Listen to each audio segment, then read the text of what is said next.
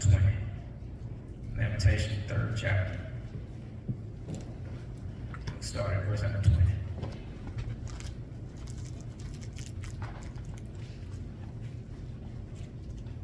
Yeah, please stand if you're able to stand. It says, my soul still remembers and sinks within me. This I recall to my mind, therefore I hope. Through the Lord's mercy we are not consumed, because his compassions fail not. They are new every morning, great is thy faithfulness. The Lord is my portion, says my soul, therefore I hope in him. The Lord is good to those who wait for him, to the soul who seeks him. It is good that one should hope and wait quietly for the salvation of the Lord. I want to preach from the topic today of hope in the midst of pain. Hope in the midst of pain. I don't know if anyone has ever been there before. And I want to tell you, just as part of the memorial sermon, that some people, when they've lost a loved one, when they've lost something, I can tell you that it was a painful experience. But God does not want us to grieve like the people in the world, but he wants us to have some hope. And Jeremiah gives us every reason on this morning to have some hope. Not hope in ourselves, not hope in our friends or family, but hope in Jesus Christ. And a lot of our problem is that sometimes we depend on everybody except God. But Jeremiah gives us the remedy. He gives us the prescription, the instructions to follow on this morning, that all we have to do is have hope in the Lord. Stop picking up your phone, stop taking all your problems to social media, but learn how to depend on God, because I tell you, once folks are done entertaining you, the only one that's going to be left is Jesus Christ. Facebook can only help you so much. Instagram can only help you so much. You can only run to man and woman so much. You only keep running to the bottle every now and then. But after you're done with all that, who is left for you to depend on? This hope that I find is that when I depend on the Lord, I don't have to worry about the hangovers. I don't have to worry about the high. But when I depend on the Lord, he never leaves me in the midst of my pain. And so this first point I want to talk to you about is add alone. We see Jeremiah as the writer of Lamentations. As I told you this morning, Jeremiah had been warning the people for years that they kind of get their stuff together. And he said, if you don't get it together, you're going to go into exile, you're going to be going into captivity. And so literally Jeremiah writes at a point where he's at his lowest point. Have you ever hit rock bottom in your life? The Bible shows us on this morning that Jeremiah is at a rock bottom. But I'm telling you that sometimes you got to hit rock bottom. Sometimes you got to get to a hopeless place before you can realize that the only person that you can depend on is the Lord. And so sometimes God has to get us into a helpless situation so that you would know that it was not you who brought you out, but it had to be the Lord. So Jeremiah is looking at all of the ruins around the place. He's looking at bricks everywhere. He's looking at fire. He's looking at folks who are broken down, people who are killed. He's looking at things that people should not see. And he knows that some of his people have been taken into exile. And so the emotions that he writes from on this morning, Jeremiah is writing just what he feels. We know Jeremiah is known as a weeping prophet. And so Jeremiah, in his thing, in what he's writing, Jeremiah wears his emotion on his sleeve. Jeremiah is not like every other man, because sometimes we got a hard time telling you what's wrong with us. But Jeremiah is grieving for his people. And if anybody tell you it's wrong to grieve, then they'll tell you a lie. But Jeremiah said, I'm in a place where I'm at my lowest point, because I love my people. I tried to tell them what's right, but they still didn't listen to me. And sometimes, no matter how much you try to tell folks, people still won't listen to what you got to say. Come on, Noah, come on. They didn't want to hear what he had to say. Tell them it was going to rain for all of these years, but still they didn't listen. But when it was time to rain and the doors were shut to the ark, then everybody want to run to the ark and they want to listen. And sometimes folks won't listen to you until they got to bump their heads. But sometimes you got to let them see for themselves who God is. And so Jeremiah said he remembers the past thing that he's gone through. He is listening. He's looking back over his life. He's taking inventory. And so as he began to look back over his life, it caused him to feel worse. And it said that his soul sinks within him. Literally, his soul hits rock bottom. I don't know if you've ever been there, but I've been there before where I had to hit rock bottom, and then the only way from being down, you only can go up. Once you hit rock bottom, you can't go no more. And so he remembered, he said, my soul sinks within me. So then the second point is there's hope. So Jeremiah said, instead of being bitter, instead of being stuck in my mess, instead of being focused on the negativity, he said, I got to remember what the Lord has done for me. He said, so when I could have been bitter, even though I sat here in my mess for a little while, he said, now I remember what the Lord has done for me. And so have you ever been there in your life? People been sick. You've been going through sickness after sickness, death after death, thing after thing. Bill collectors keep calling your phone, but still you could have been bitter. You could have been messed up. But then you recall the goodness of the Lord. And if God brings you to it on today, he'll still bring you out of it. And so Jeremiah said, I got reason to have hope. And so as Jeremiah recalled, Jeremiah said, I could have stayed where I was. He said, but then I recall what the Lord had done for me. And the reason why he can recall, Jeremiah didn't get taken into captivity. Jeremiah, even though he's walking among the ruins, he still got the activities of his limb. And if you could just see the good in what God has done for you, even though it looks so bad, even though it doesn't look good, there's still hope.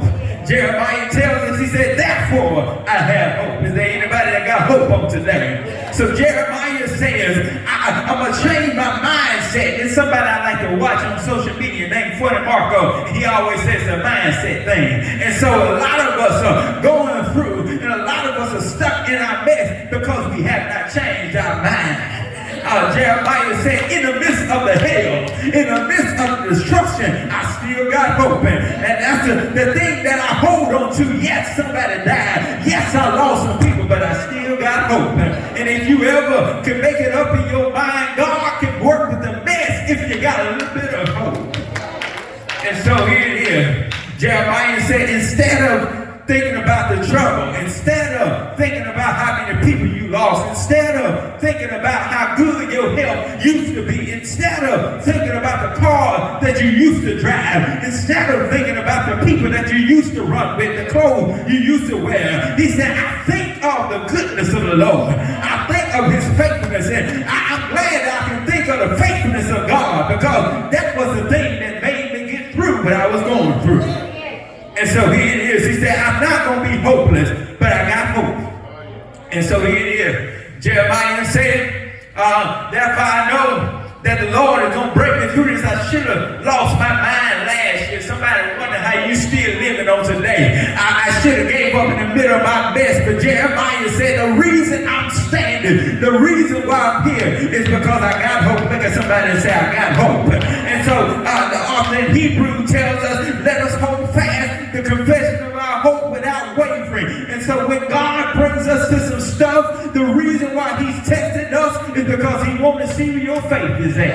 And if I would have threw in the towel, if I would have gave up, there was somebody that was depending on me. And so I couldn't give up in my best. I couldn't stop at rock bottom, but I had to get up because I got a little bit of hope. And so Jeremiah recalls this thing, and Jeremiah says the reason why I got hope is because there's a remnant of people that left in the land. And so he said God should have took us out. God should have killed everybody because of the sins that they did. Instead of God watching everybody everybody out, Jeremiah said, I got hope because there's a little bit left. And aren't you glad that you got a little bit left? I don't have $100, but I still got $1 in my pocket. I don't have a lot of gas in my car, but I got enough to get me from point A to point B. I don't have the help that I used to, but I still can walk. I still can breathe. I still can get up in the morning. And Jeremiah said, that's the reason why I got hope on today. And so is there anybody that knows in the midst of what you're going through, I can still see the good in the midst of the pain. And so here it is. Jeremiah said, as he looked down in verse number 22, he said, through the Lord's mercy we are not consumed, because his compassions fail not. Jeremiah was saying, we got hope. If you look at in the original meaning of text, all he was saying is this is God's grace and God's love that God has towards his people. And so from God's grace and God's love that leads to God's mercy. Watch this, and because God has some mercy and some compassion towards his people. He should have killed Israel a long time ago because of the sins that they were doing, but God didn't lead them in the wilderness. God didn't lead them at Gilgal. God didn't just let them stay where they were, but he said, I'm going to give you this promised land. Even in the promised land, they messed up, but God said, I'm not going to leave you in the mess. He said, but I'm allowed for you to go into captivity because I need to train you some folks who are going to be faithful to me. And so God is so caring and so loving towards us that he didn't kill us when we should have died. He didn't leave us where we were, but he had enough grace towards us that he said, I'm going to pull my folks out of the miry clay. And so this third point is God is faithful.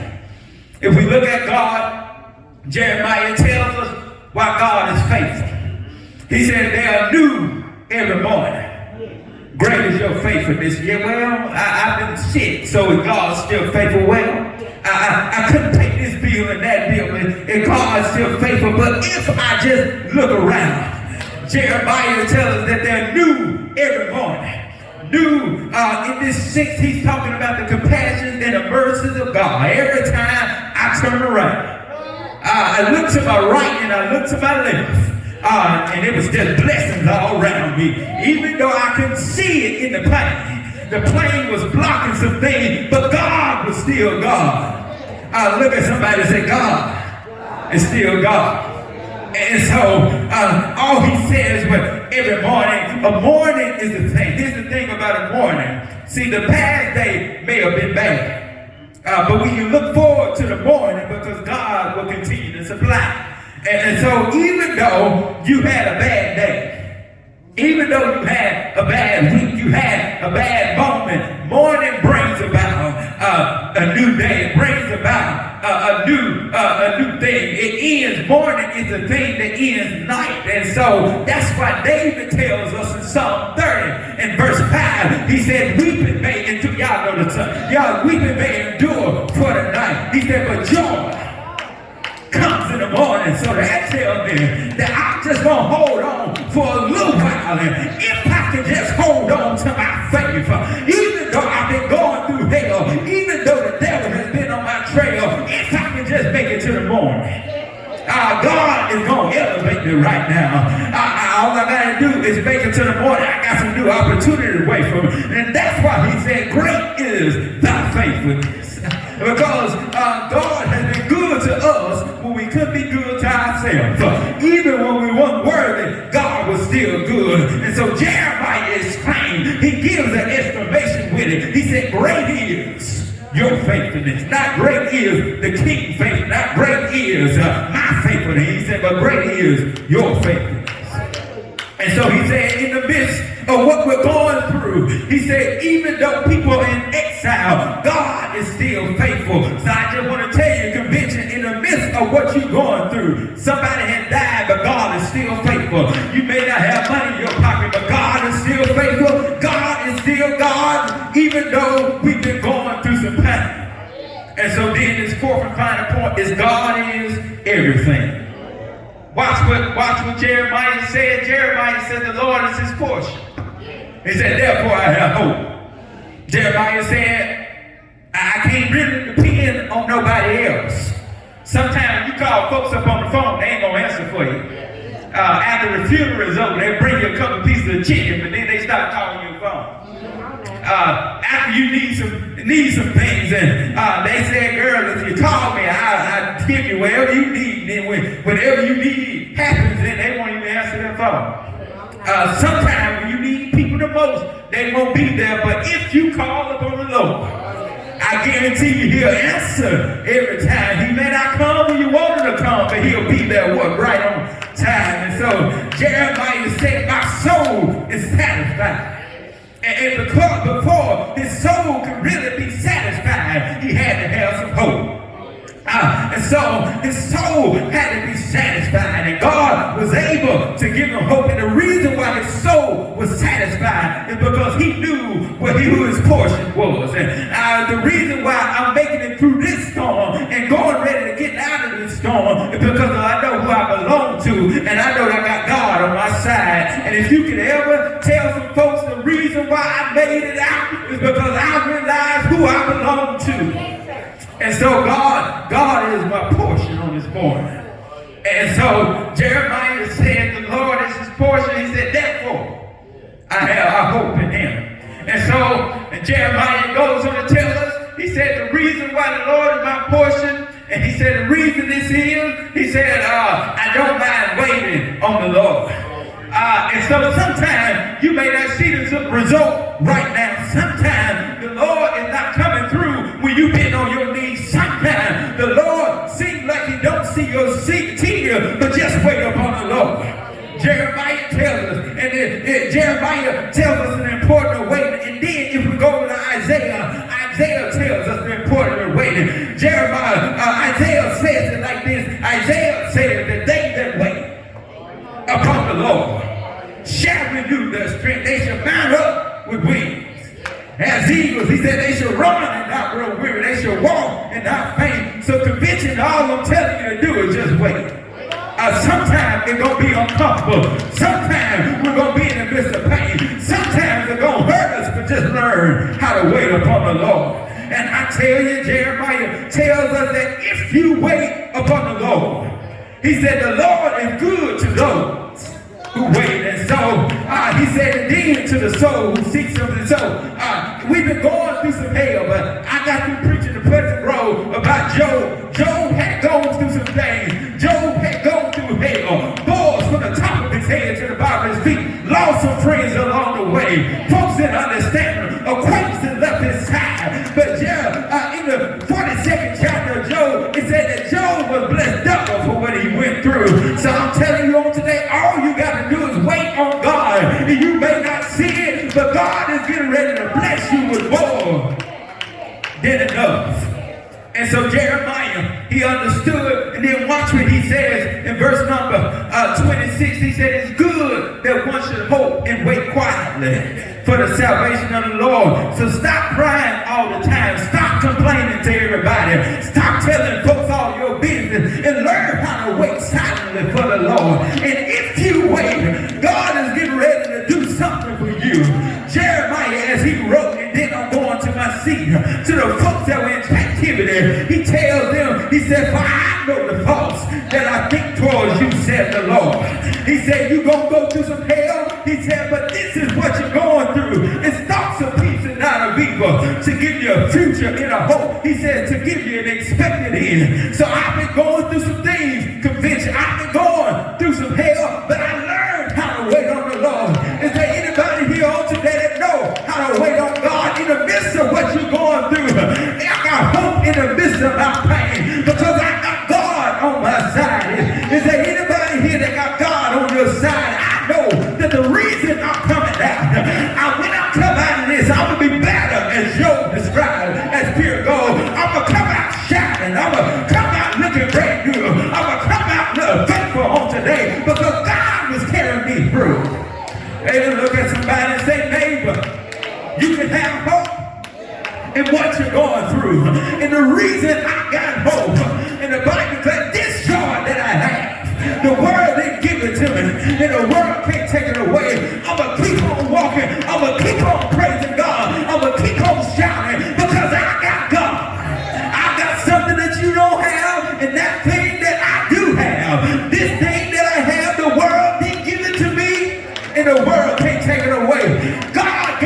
spoke over 2,000 years ago. Let's treat it like Sunday service. When he hung up on the cross, nailed him in